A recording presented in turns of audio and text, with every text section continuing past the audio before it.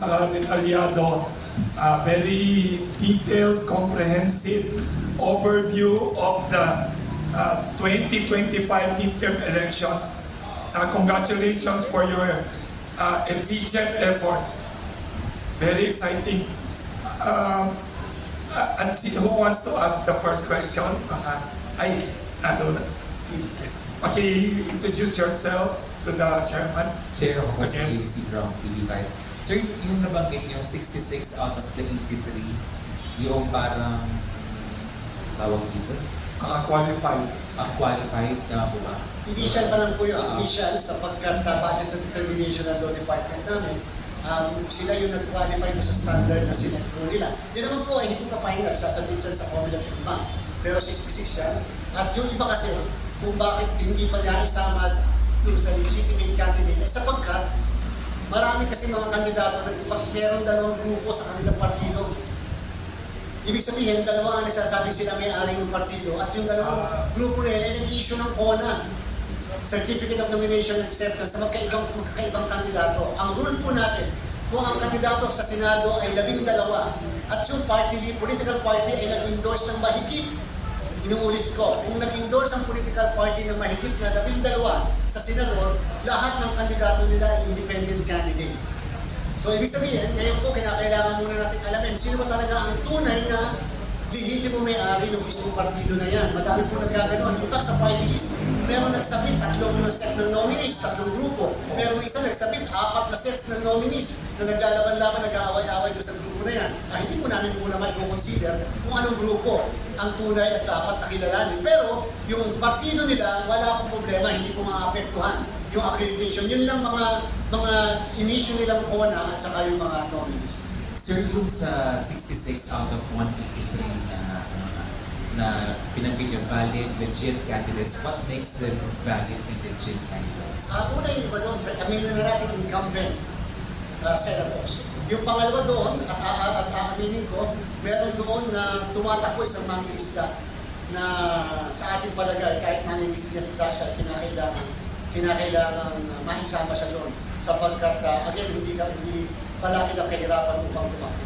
Meron doon, yung tumakbo na dati, dideklara ng Comelec before na not qualified dahil reasons. Pero pagdating sa Supreme Court, di-reverse ng Supreme Court ng Comelec. So yan ay nakasama na ang kanyang pangalan. Alam niya na kung sino siya. Alam niya siguro kung sino siya. So yun, basta ang standard natin ay hindi rin yung edukasyon. Ang standard natin yung seriousness doon sa pagtakbo. Yung mismo plataforma na kanilang sinasabi. Hindi rin porket may partido political ay guaranteed na makakatakbo. Kahit independent candidates ay kinuhan po namin, nilagay po natin. Madami mga independent candidates na first time na tumakbo na nakalagay po sa 66. So ibig sabihin, makikita niyo po pagka nilabas na ng Comelec, yung final na listahan, maaari madagdagan pa yung 66, makikita niyo po na ito ay hindi yung mga dating inaakusa sa atin na bakit siya lang ang ganito, paano nakatakbo yan. Dito po makikita niyo talaga na yung seriousness ng pag-screen po natin. But in the meantime, Sir JC, masyadong premature at this point. Nagbigay lang ako sa inyo ng ilang mga halimbawa, pero sinasabi ko sa inyo, kahit paano naman magugulang yung iba dun sa mga sinama na sa listahan sapagkat they really deserve to be included in the ballots. Yung iba doon, pag nakita mo yung kanilang pananamit, talaga namang sasabihin nyo, hindi dapat maging kandidato. Pero, wait until we talk. Ito pala importante. Kasi doon yung makikita yung daling ng isang tao, hindi dahil sa pananamit o sa itsura, kung hindi yung bigat ng kanyang salubin at kaisipan. Gagawa ba kayo ng debate for these candidates? Will you be hosting one? Sa akin pong palagay, medyo mali ang ginawa namin ng Comelec before doon sa debate. Dapat ang debate ay nag-sponsor, hindi ang Comelec. Hindi kami mismo. Nakalagay po sa Section 20 ng Republic Act 9006 na dapat ang debate, ang mismo mga media network ang nag-sponsor. Ang Comelec ay nagsusupervise lang. Ang Comelec ay naandyan na magbigay ng gabay. Pero kami mismo magpapaulag. Debate, hindi po tama. Yun po ang nangyari noong 2022. Kaya nagkaroon ng problema noon. Naalala ng lahat. Pero ngayon po, media networks, kasi nung presidential election, noong 2016, nagpadebate ang GMA, ABS, Channel 5, ang kanya-kanya pong debate na okay lang po sa amin basta isusupervise lang ng komisyon. Sir, tapos last, for example, yung so far, how many petitions did the Comelec receive dun sa petition to cancel candidacy? Based on Meron akong nabasa, sir, 5 petitions. pero 6 na kahapon doon sa petition para ideklara na dahil dapat tanggal ang pangalan dahil sila ay perpetually disqualified to hold public office na ginawaran ng Office of the Ombudsman. At kaagad ito ay nire-refer namin sa Law Department kung mapag-aralan upang mabigay kaagad sa amin ang rekomendasyon talaga bang sadyang meron silang perpetual disqualification to hold public offices. As of kahapon, sa mga local positions, nakatanggap na tayo ng kulang-kulang 40 na mga petition to deny due course and or cancel candidacy. Magkakaiba ang dahilan. Dahil sa, Wow. Opo, dahil sa, yung iba naman dahil sa residency, dahil sa issue ng citizenship, dahil sa issue ng pagiging not registered voter. Kaya po may nagpapay ng mga petition laban sa kanila. At may nagtatanong ulit, may minention kayo total number of candidates nationwide, 40 plus. 44,000 po lahat-lahat, more or less, ang ating pong kandidato sa buong Pilipinas. To a certain extent, Sir Wilson, Yes. ito ay mas mababa kaysa nung kumpara noong 2022 national and local election. Palibasa may presidential Yes. at vice presidential post tayo noon. Noong 2022 ay umabot ng mga 47,000 ang lahat ng kandidato. Noong 2019, 46,000. Ngayon, 44,000. Siguro, epekto na rin ito ng mga alliances, Yeah. ng mga coalition na kung saan hindi nagpapalaban, hindi naglalabanan sa ilang lugar dahil nga sa may usapan ng mga partido politika. For how many positions daw ang 44,000? 18,280 ang positions at stake sa buong Pilipinas. Wow. Very interesting. Yes, Good morning. thank you very much for your questions. Yeah. Opo, good morning po. Tatanong ko lang po, Cathy Cruz po mula po sa DZEC sa ating katipunan every Sunday and tuklasinnatin.net. Marami pong mga political party ang nalito at hindi nalaman na kailangan magsumite ng manifestation of intent to participate. Gaano po ba kahalaga ito?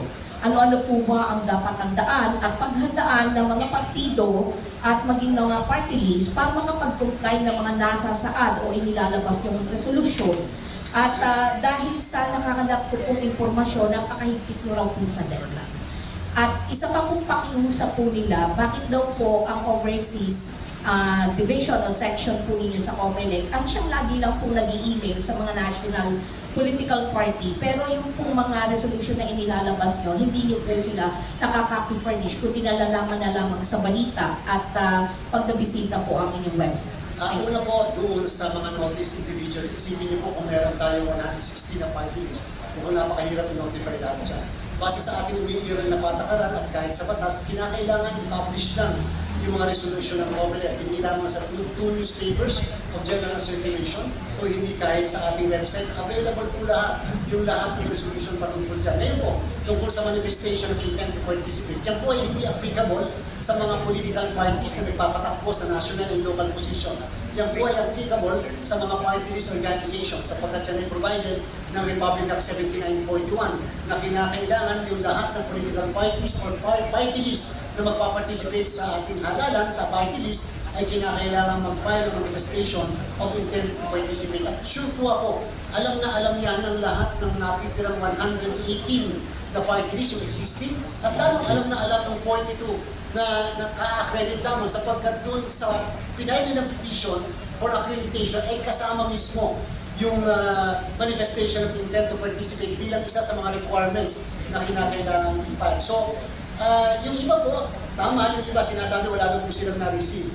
Alam niyo po, ang rule po natin sa Civil Code of the Philippines, alam na alam ni Sir Wilson yan, that notice as contained in newspapers of general circulation ay notice to the entire world. And therefore, kung hapon sila ang may obligasyon na dapat alamin yung mga bagay. Eh, lalo kung sila itatakbo, isipin niyo po kung nalulungkot ako. Walong araw ang binigay natin palugit sa pagpa-file ng candidacy. Wala tayong ginawa extension. Tama po ba yun? Talagang mahigpit tayo sa ating mga deadlines sapagkat Hindi maganda yung lagi na lang tayo umaasa, i-extend naman. Para yung filing ng application for registration, akala i-extend.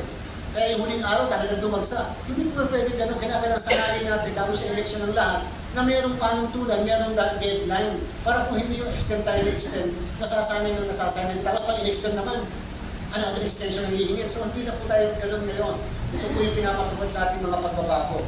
Ngayon po Ma'am Cathy, tama po kayo, napakahigpit natin sa bagay na yan. Pero, isipin niyo po Sir Wilson, 8 araw ang filing ng candidacy sa tent ng Manila Hotel ng senador at saka party. Saan ka naman nakakita? 4:45 in the afternoon. Ang dami pang tumatakbo, nagpa-file. At pagkatapos, nakita naman siguro sa mga telebisyon, pagdating doon, ang daladalang papel, mga blanco, doon pinipilapan ng Ay, doon grabe. inaasikaso. Ibig ko bang sabihin, alam mo naman mapapalit kayo ng nomination.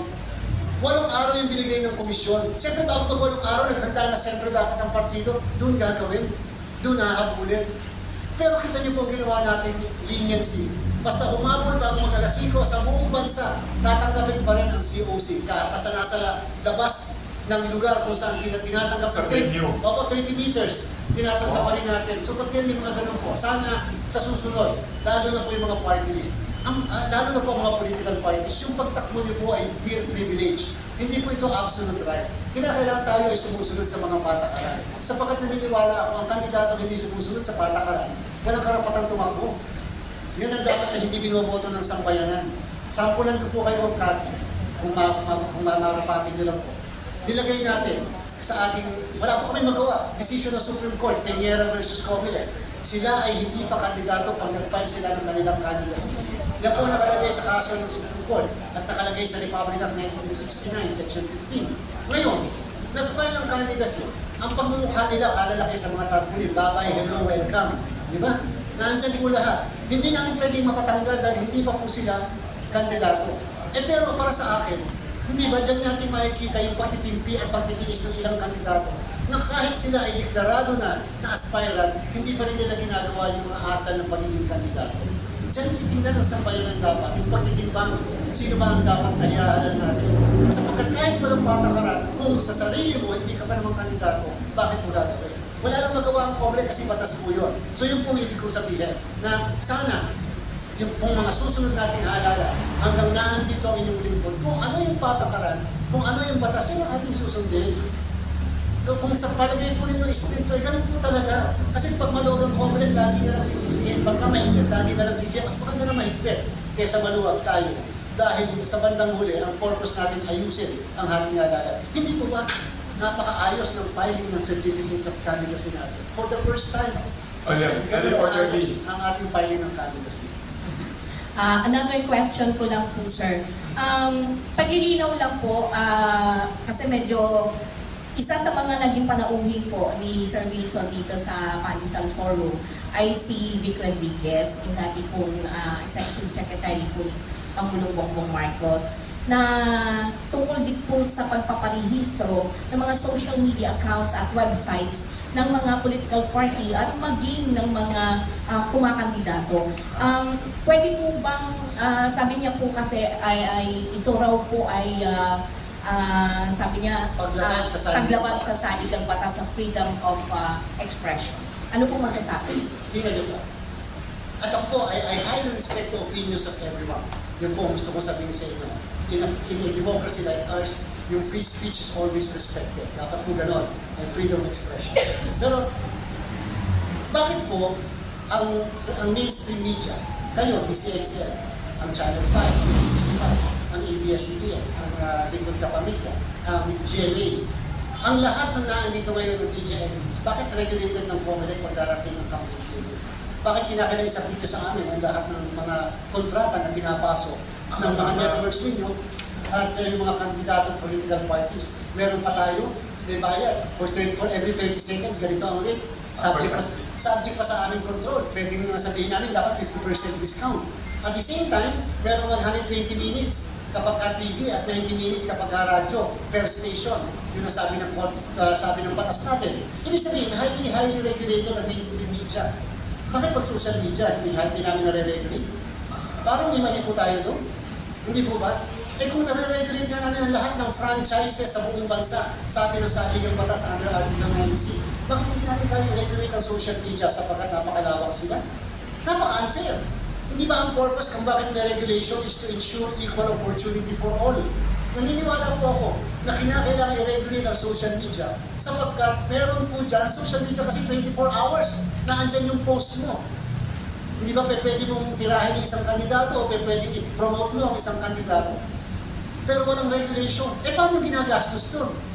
Eh hindi ba lahat ng gastos ngayon, kahit sa TV at sa radyo at sa dyaryo, kinakailangan i-report sa amin dahil kinakailangan mag-comply ka sa 3 piso, 5 piso at 10 piso as the case may be. Eh paano namin mamamonitor? Yung mga social media influencers na nababayaran ng pagkamahal-mahal. Paano yung mga nag-a-avail ng mga talagang social media influencers? So, aaminin po natin ang Kati, wala tayong social media regulation law in the Philippines. Pero sana tingnan po nilang mabuti ang Republic Act 9006, yung Fair Elections Act. Ang nakalagay doon, the COMELEC has the power to regulate radio, television, newspapers, and other forms of media. May nakalagay po, other forms of media. Ay di hamak po naman na siguro, pag sinabi yung social media, ay kasama yung other forms of media. Kahit na yung interpretasyon natin. And we decided to interpret that as to include social media. Bakit bawal ba natin i-regulate ang artificial intelligence? Hindi naman po namin sinasabing absolutely bawal ang artificial intelligence. Sapagkat doon sa isang nilaunch ng GMA7, yung ng Kapuso Network na sinasabi nila yung fake news, ingatan, iwasan. Eh yun po yung purpose natin, mawala ang fake news, mawala ang misinformation, mawala ang disinformation. Nasa power po namin yun, the power of regulation, sa power ng Commission of Election. So, ang amin naman po, ang Kati, pati po deepfakes. Alam niyo naman ang deepfake. Itsura mo, mukha mo, boses mo, pati po ka ng bibig sa'yo. Eh kung si Kati Cruz, bigla nag-endorse ng isang kandidato bukas ang eleksyon, boto niyo si ganyan.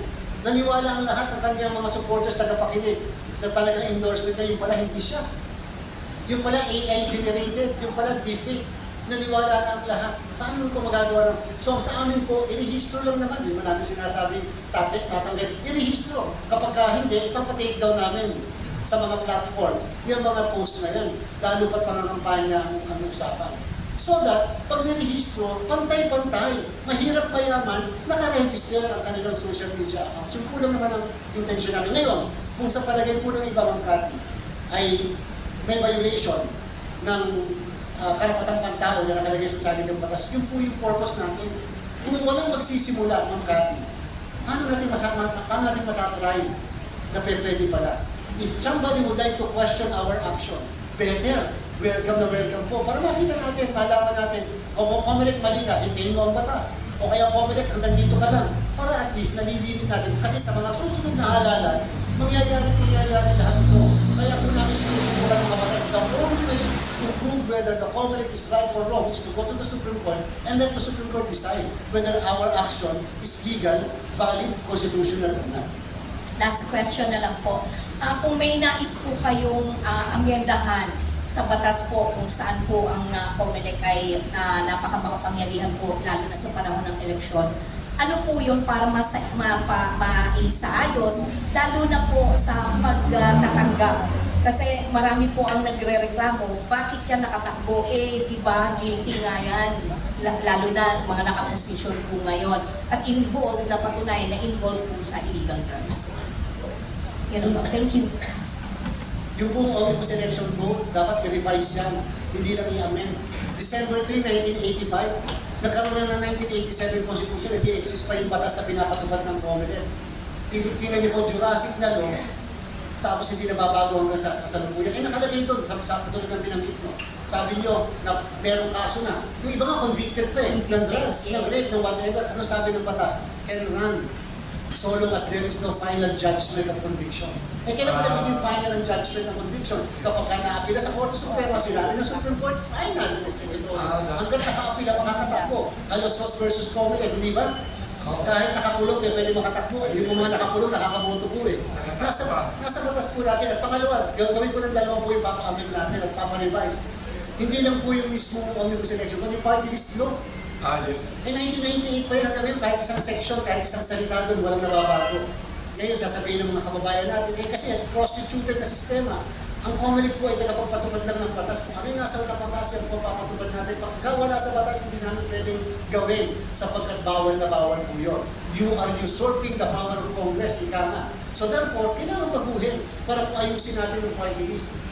Para po talagang maging talagang marginalized and underrepresented sector ang party list system natin. Kanina, ang galing niya mag-explain. Very clear.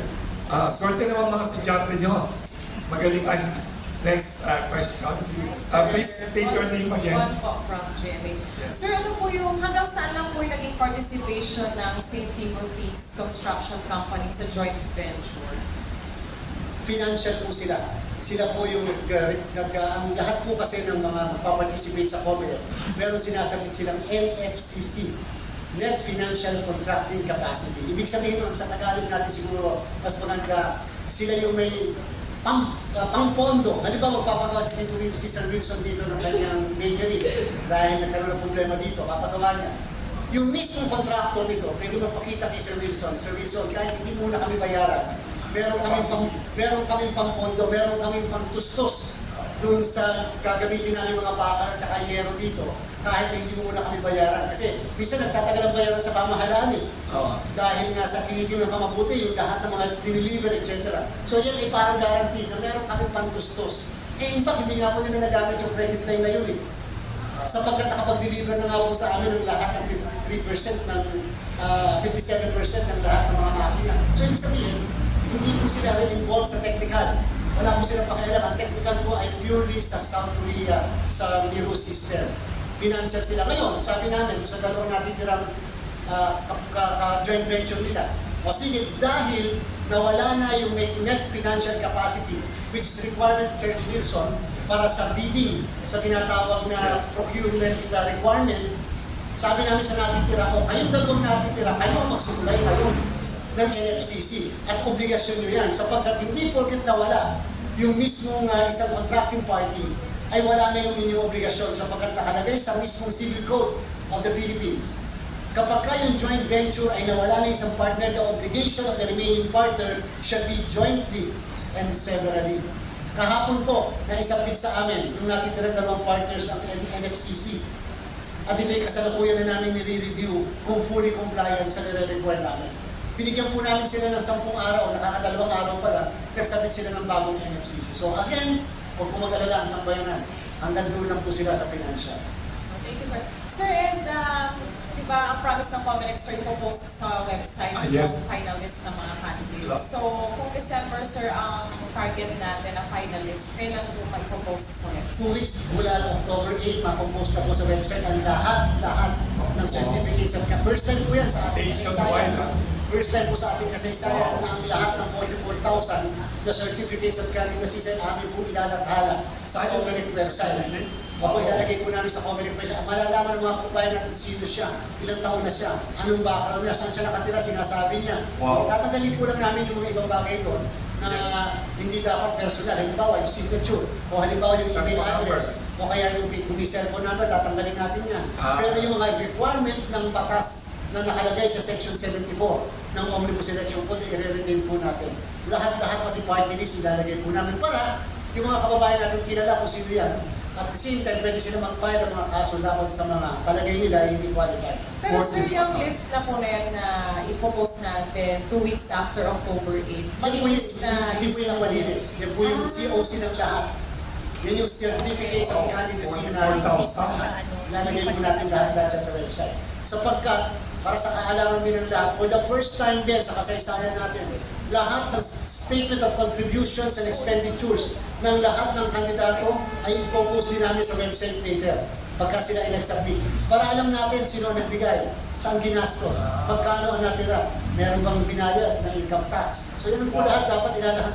Bakit natin kinakailangan ilihim yan? Eh samantalang public documents dapat ang lahat ng yan at ang purpose niyan ay upang tingnan natin kung tama ang paggastos at ginawa nilang gastos nung panahon na sila ay kumakandidato at nagkakampanya. Sir, ano lang ulit, para lang clear sa report namin. Tama po, no, yung 2 weeks after October 8, listahan ng lahat ng mga nag-file ng ng COC Online. to be posted online.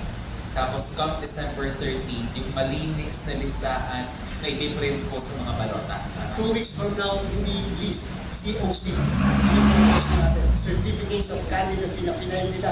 Ipopost natin ang lahat ng yan sa website. First time yan. Hindi lang po listahan, yung mismong COC. At pag magre-reklamo yung mga kandidato, may nakalagay, kung hindi nyo nabasa, hindi na po namin fortune. Nakalagay doon that they are allowing the Comelec to post the COC and they will not raise the issue of violation of data privacy. Nandun po yun sa mismong COC ninyo. Nakaprint doon. First time po niyong gagawin yun. First time in Philippine Kaya po history. natin gagawin yun ay sapagkat dahil sa pangyayari sa Bamban, aaminin ko po yun. Sapagkat wala kasing batas. Walang dagdag na batas na nagsasabi magpadagdag ng ganito, pag ganyan. So, idea ninyo yan.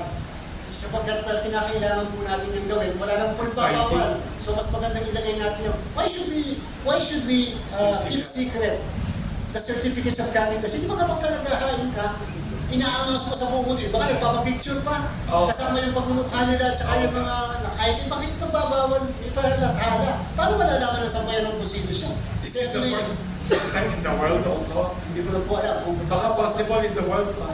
Well, first time in our country. Pero sir, yung malinis na listahan na December talagang 13 on or before December 13. website, available. sa website. Ay, lalagay din po natin sa website. By December Okay. 13. Pero siyempre, kahit na may listahan na gano'n, meron pa rin po mga pending na kaso. Kasi minsan may mga kaso hindi natatapos. For example, petition to cancel or deny due force candidacy dahil sa issue ng age.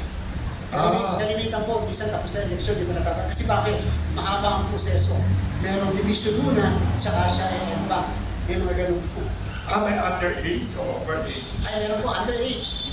Pwede pong underage. Pero walang overage. Wala po. Kasi po may nakalagay. Halimbawa, para maging Yes. konsihan ng bayan, 18 years of age. Para maging mayor, 21 years of age. Ng city, dapat 25 years of age. Pag senator, 35 years of age. May mga ganun po. Pagka congressman, 25 years of age. Pag president and vice president, at senators, at least 40 years. Senators ay 35, president and vice president, 40 years of age. Ano yung, ano reaction niya sinabi noon ni late Senator Miriam Defensor Santiago, mga applicants for jobs to be clerk, to be office worker, may mga psychiatric test, may ganyan-ganyan. Hello, pag running for senator, mayor, governor, wala daw basic. Is it true? May sinabi si Senator Miriam na hindi ko alam kung joke o serious. Dati po, serious po yun. Dati po kasi, nag-file siya ng bill na Yes. nagdadagdag ng educational qualifications sa lahat ng tumatakbo for public Hindi office. psychiatric test, Hindi it's po, an hindi, educational opo, test. hindi po siya nakapasa. Hindi po siya naipasa. Bakit? Sapagkat napakasimple lang ang qualification requirements ng ating saligang batas. Mas mahigpit maging teacher Yes. at maging sundalo kaysa maging Senador. politiko. Nakalagay doon Article 6. Article 6 of the Constitution on Legislative Department, Section 2. No person shall be a senator unless, number 1, he is a natural-born Filipino citizen. Number 2, he is at least 35 years of age. Number 3, he is a registered voter. Number 4, he is a resident of the Philippines for at least 2 years, immediately preceding the day of the election. Number 5, able to read and write. Who can be president? Article 7, Section 3.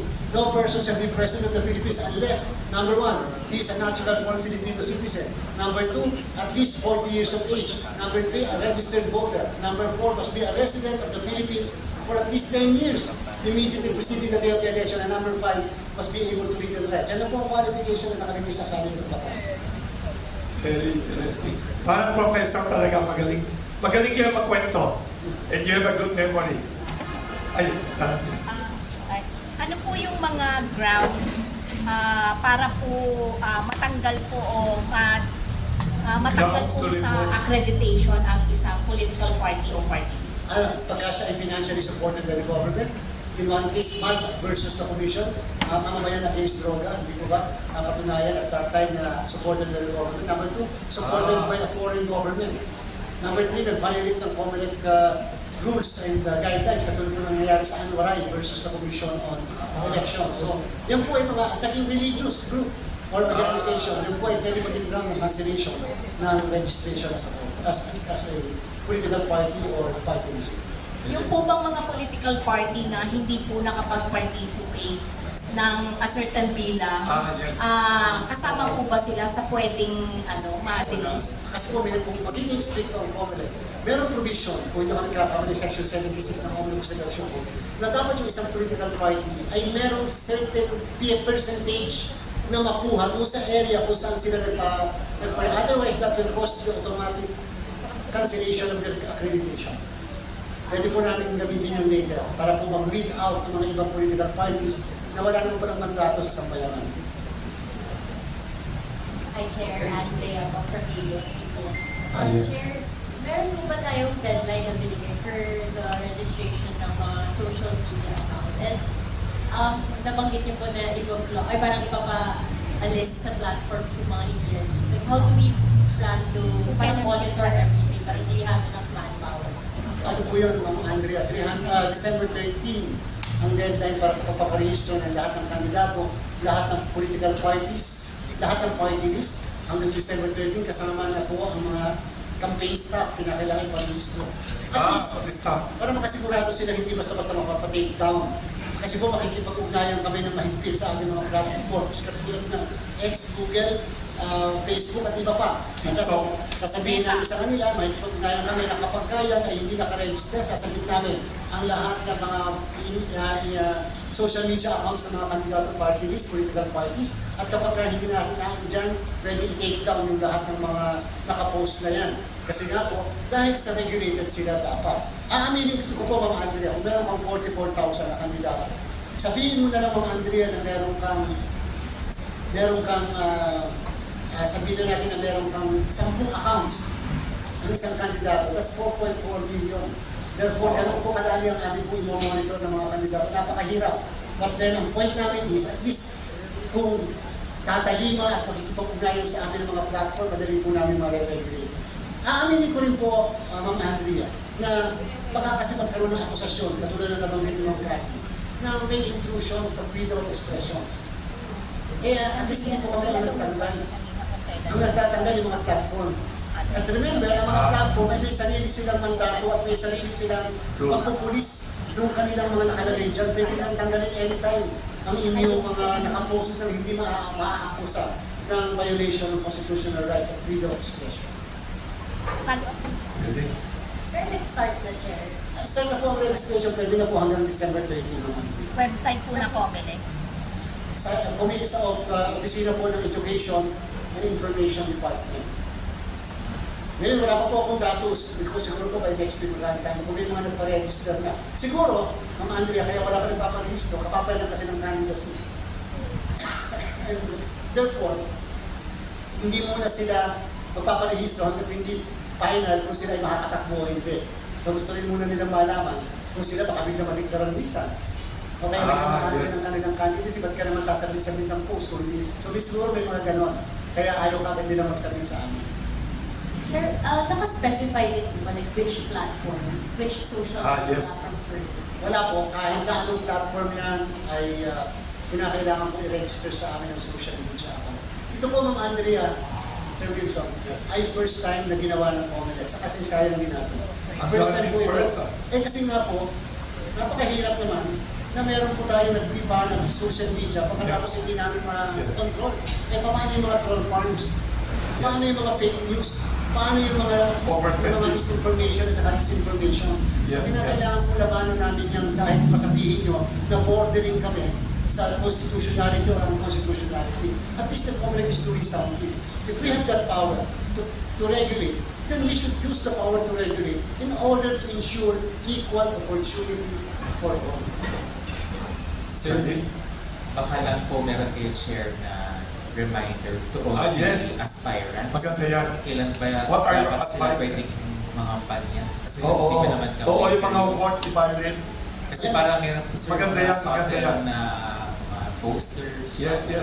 Sa ating po muna mga kababayan, kung nakikita niyo po nagkalat yung kanilang mga pagmumukas, pagkulitan ng mga posters sa mga kalsada natin, o kaya nandiyan na sila sa social media, sa TV, sa radyo, sa dyaryo, wala pong magagawa ang COMELEC. Kung may po sana ma-consider napaka-inutil ng COMELEC. Matagal ko na po sinasabi, wala pong magawa ang COMELEC sapagkat meron po tayong batas, Republic Act 9369, Section 15, yung automation doon na tinatawag na sinabi ng Supreme Court sa kaso ng Rosalinda Peñera versus the COMELEC. na sila ay kandidato lamang sa unang araw ng campaign period. At kailan po yan? Yan po ay sa February 11 po sa national position sa senador at party list at March 28 sa local positions. Diyan na po sila magiging kandidato. Ibig sabihin, lahat na naglipa na ngayon, wala pong kapangyarihan ng COMELEC magpatanggal. Papasok na ang kapangyarihan ng COMELEC kasi sa January 12, 2025 kung saan na nagsimula ng start ng election period. Yung gun ban, yung mga prohibition sa pagka-transfer sa civil service, magsisimula sa January 12. Diyan ang papasok ang kapangyarihan ng COMELEC. Yung po yung sinasabi natin, kung mukhang may problema, pasensya na, kung mukhang may problema sa batas, sapagkat isipin nyo, nag-file ka ng candidacy noong October, tapos ang kapangyarihan ng COMELEC January. Ang Maguindanao Massacre nangyari November, filing ng certificates of candidacy. Walang kapangyarihan ng COMELEC maglagay sa COMELEC control sa kahit anong area. Sapagkat at that time, wala kaming kapangyarihan pa. Ang kapangyarihan namin papasok sa Enero pa lang. And yet, nagpapafile na ng candidacy sa October. Ang sabi ng Supreme Court, sa nabanggit kong kaso, wala nang premature campaigning sa automated election. Walang premature campaigning. Hindi katulad ng barangay SK. Yung barangay SK, hindi po ba pag-file ng candidacy, sinabi namin, kandidato na kayo. 7,500 at tinimanda namin. Ang kinasuhan namin, 253 ang hindi namin pinroklaman na kapitan at mga miyembro ng Sangguniang Bayan, pa-barangay at saka SK. Dahil may premature campaigning noon. Pwede nyo tanong sa akin, bakit may premature campaigning pag barangay SK? Bakit pag wala pag national local? Automated kasi ang national local. Ang barangay SK, manual na eleksyon. Ang nagbabawal ng premature campaigning, ang nagbabawal na walang premature campaigning ay ang automated election. Ang automated po election natin sa 2025. So yun po ang kadahilanan. And so, sa ating mga kababayan, siguro po nasa sa inyo na yan. Kung sa inyong palagay, hindi nyo katanggap-tanggap sa inyong paningin, panlasa, yung mga ganun, nasa sa inyo na po yung pagpili sa mga kababayan natin. Sa bandang huli, nasa mamamayan, nasa botante naman, kung ipipiliin nyo yung mga sa palagay nyo, hindi man lumalabag, pero immoral, o ang ginagawa, o kaya sa palagay nyo, hindi tama ang ginagawa. Ang pagpili ay nasa inyong mga kamay pa rin. Sa mga kandidato po, sana naman let's minimize yung ating pong let's minimize yung ating mga pwedeng gawin. Kasi alam niyo po, tama po, lahat ng gastos nyo ng October, November, December, January, hanggang second week ng February, hindi kinakailangan i-report sa amin, Sir Lucio. Dahil hindi pa nga Hindi kasama niya. dahil hindi pa po sila kandidato eh. So, Yes. but then, sana naman po, natin masyadong abusuhin. Sapagkat alam naman po ng sambayanan kung sino, yung mga sa palagay nila, hindi man lumalabag, mali ang ginagawa. Meron pa nga po isa, Sir JC, na problema kami. Pagdating ng campaign period, nagdesisyon ng Korte Suprema sa kaso ng Diocese of Bacolod versus COMELEC na merong another case, St. Anthony versus the COMELEC. Sabi po ng katastasang hukuman, lahat ng campaign materials pagdating ng kampanya na nakalagay sa private properties ay hindi pwedeng ipatanggal ng COMELEC. Sapagkat protektado yan ng karapatan ng may-ari ng bahay o may-ari ng property. And the COMELEC cannot intrude into private ownership. Sinabi ng isa, bakit house sobrang laki, mas malaki sa 2x3? Sabi ng Supreme Court, the bigger the better. Because that's covered by the freedom of expression and the freedom of the press, freedom of speech. Natatandaan natin yung kasong yan na sinasabi mo na Diocese of Bacolod versus COMELEC ay yung kaso ng team patay at team buhay. Na kung saan ang laki ng nilagay ng simbahan sa Iloilo, Abortion. team patay at team buhay. At napakalaki, sabi ng Supreme Court, the bigger, the better. Yung church is a private property and therefore covered by the freedom of ownership, the right of ownership of the owner of the property. Kaya, ang pwede na po natin tanggalin at i-regulate sa Wilson ay yung mga nasa public properties. Very fascinating. Ano naman advice ninyo sa mga magandang tanong kanina niya about advice to the candidate, advice to the voters now up to election day? Baka mayroon kayong message to all the ilang million? 68 million voters? 66? 66. Sabi niya magiging 68 hopefully, no? Sana po lagi nyo mamatsagan yung ginagawa ng COMELEC. Lagi kayo mag-criticize, lagi kayo magkokomento, lagi nyo po sasabihin, mali ang COMELEC, itama nyo ito. Sapagkat dyan lamang po natin nakukuha tayo dito, yung mga pagkakamali namin. Dapat po gano'n, dapat lagi po tayo may pakialam bilang mga mamamayan. We are adopting a very transparent process sa ating halalan. yung pinaka-best na transparency, lahat ng proseso natin ipinapakita natin sa media. First time, 2 weeks ago, Sir Wilson, sinama namin ang miyembro ng media sa data center ng Comelec. Yes, yes. Hindi po ginagawa yan na isasama mo sa data center. Bakit? Highly protected dapat at secure ang Yes. data center. Hindi po namin dapat gagawin pero ginawa natin. Sa susunod na linggo, yung dalawa pang natitirang data center, sasama rin natin ng media para nakikita. Para hindi yung bigla na lang nasasabi na bakit may Imagine. ganun, bakit may ganun, Imagine. saan ang galing? Yung po lahat ng yan gagawin natin as transparent as possible. Sa isang demokrasya katulad natin, kailangan po na mamamayan natin nakikialam. Gano'ng katagal lalabas ang result May 2025? On the day of election, how many days, how many Isang oras na po, alam na namin lahat kung sino yung mayor nila eh. Wow, Dito po isang sa- oras. Dito po sa Quezon City, siguro mga abutin man lang, mga hanggang alas 9 ng gabi, malalaman na kung sino yung mayor. Sapagkat nakatransmit ang result. Yes. Alam niyo po, first time din sa Yes. Quezon. Ang Yes. result mula sa presinto Yes. ay hindi nagagaan po sa dating tinatawag nating transparency server. Diyan sa UN, sa Pupayo, dyan sa UST. Wala na po tayong ganun kasi dati nabulunan ng 7 oras. So high-tech talaga. Ngayon po mula sa presinto nakaset po all. Mula sa presinto, papadala ka agad ng machine sa PPCRV, sa NAMFREL, sa Majority Party, sa Minority Party, at sa media may sariling server na ipoprovide ng Comelec. So may tie-up kayo, Comelec, may tie-up kayo with this private sector NGOs? Hindi po tayo talagang nilagay natin sa rules natin na automatically meron silang server na provided ng Comelec. Sino sila ulit? PPCRV, NAMFREL, Majority Party, Minority Party, at media. Yung media, lahat po yun, whether KPP, non-KPP members, o whether ito po ay mga social media, doon po. May Automatic. Opo, halimbawa, Yes. ito yung room na ito, Yes. nandito yung media, may sarili silang server dito, kontrolado nila. Mula sa Precinct 1A ng Patikul Sulu, So diretso na. diretso po lahat. Pwede sila, at yung sa kabilang kwarto, halimbawa, nandun ang NAMFREL, sa kabilang kwarto naman, nandun ang PPCRV. So hindi kailangan pumunta sa office yung pantay. Hindi na, pwede po sila magkumpara. Anong pinadala sa iyo sa Precinct 1A ng Patikol? Anong pinadala sa iyo sa Precinct? Pwede sila mag-compare kung pare-parehas. At pwede nila ikumpara kung parehas sa na-print na election return sa Precinct. Wow. Sino head ng PPCRB and Axel nila? Ang PPCRB po ay pinangungunahan po ni Ma'am Henrietta de Villas, si Miss Sixon, at Uy, classmate ko yun ah. ang NAMFREL naman Classmate. ay si Mr. Lito Averia. Ang galing. So, there are many firsts to expect in the Philippine midterm elections. Marami kayong gagawing historic first. Opo, pero ang isa pong pinaka-importante na historic first natin Yes. ay ang kauna-unahang sa kasaysayan natin Yes. na internet voting na gagawin natin sa mga kababayan natin abroad. Pakiulit, internet voting Internet na voting. first time in history. Sa kababayan natin sa abroad, makakaboto sila gamit ang kanilang cellphone, laptops at iPad. Wow. Hindi na nila kailangan pumunta pa sa embahada kasi ang dami po ng pangyayari. Absent pa. Opo, ang opisina nila ang pinagtatrabuhan nasa Quezon City. So, Pagkatapos ang botohan, ang lugar kung saan Konsulado. boto, embahada at konsulado ay nasa Paranaque.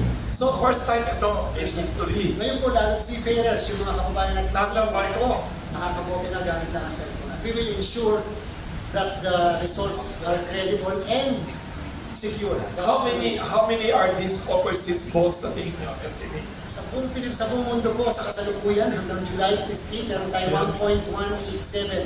1.187 million ng mga kababayan. Wow! We will be utilizing internet voting in 76 posts abroad. Wow! Pero 76 po, 76 countries. Post po, kasi yung country Oo. isa may iba't Ah, ibang yes. posts. Opo. Yes. But we will have 17 posts worldwide na hindi mag-internet voting, kundi magpapadala tayo ng makina. Bakit? Merong 17 bansa ayaw paggamit ang kanilang internet services. Katulad ng China, katulad ng Russia, katulad ng Iraq. Kaya po dyan, magpapadala pa rin tayo ng makina para makaboto yung mga botante natin. So this is a breakthrough. 1.187 million overseas Filipinos, pati seamen na sa boats can vote. At Incredible. sa susunod na halalan din po another first nationwide. Yes. Magkakaroon po tayo ng early voting hours. Parang US style. Weeks before pwede naman. Hindi naman po, yun ay early voting para sa mga miyembro ng media, Yes, yes. AFP. Meron talaga How tayo. many days before? Hindi, yun po ay isang linggo bago mag-eleksyon, meron na tayong early voting. Batas po yun. When will Kaya, it be implemented? At sa ano po, sa mismong pag isang linggo bago mag-May 12. Pero hindi po yun ang pinaka-importante. Yung Yes. pinaka-importante yung walang batas. Ang walang batas po, Yes. dahil magkakaroon kami ng early voting hours sa mga nakatatanda, sa mga may kapansanan, sa mga nagdadalang tao. Ano oras? Alas 5 ng umaga hanggang alas 7, Sir Wilson, makakaboto Wow. ka na. Wow. Ibig sabihin, may Yes. option ka na bumoto ng ganun kaaga. Hindi mo na kinakailangan sumabay sa sa mga kadamihan. Na 9 o'clock. Araw. So 7 o'clock pwede na makaboto nationwide ang mga nakatatanda may kapansanan. Sabi niya 5 a.m. 5 po, alas 5 hanggang alas Wow. 7 ng umaga. 5 a.m. kasabay na pagbukas ng bakery. Option po yun, option. Option. So, ibig sabihin, alas 3 pa lang magbubukas na yung mga presinto para sa paghahanda ng mga teachers para sa pagboto ng nakatatanda ng alas 5 ng umaga. At walang makakaboto na nakatatanda at may kapansanan sa second floor or third floor. Meron po tayong emergency accessible polling precinct na doon lang sila sa ground floor lahat kahit alas 5 ng umaga ang pagboto. At isa pang first, nationwide din natin gagawin. Nag-pilot test tayo ng barangay, Yes. SK. Meron na po tayong mall voting sa buong Pilipinas. Shopping mall voting. Yes po. So sa lahat ng lugar na meron sa buong bansa na may malls, malamang-lamang yung mga kababayan natin na nakapaligid yung tirahan sa mall ay dyan naboboto Naka-aircon pa. aircon pa po. At therefore, kung kayo ay nakatatanda na gusto mo bumoto na alas 5, yung mall po ay bubuksan na nila ng bago mag alas 5 ng umaga. Eh kung hindi patanda, pwede makiboto ng alas 5. Kung siya po ay kasama nung nakatatanda, may kapansanan. Ito ang sinasabi niyang 5 to early is for special cases. Hindi Ako to for everyone. Kasi naisip po natin, Maganda yan. yung po matatanda kasi nasasaktan. Makipagsiksikan, yes. Nakipagsiksikan, ang haba ng pila, mainit ang araw. Ang galing. Ngayon po ay napakainit. Ngayon po, may option sila makaboto na maaga. Pati yung mga handicap, mga PWD.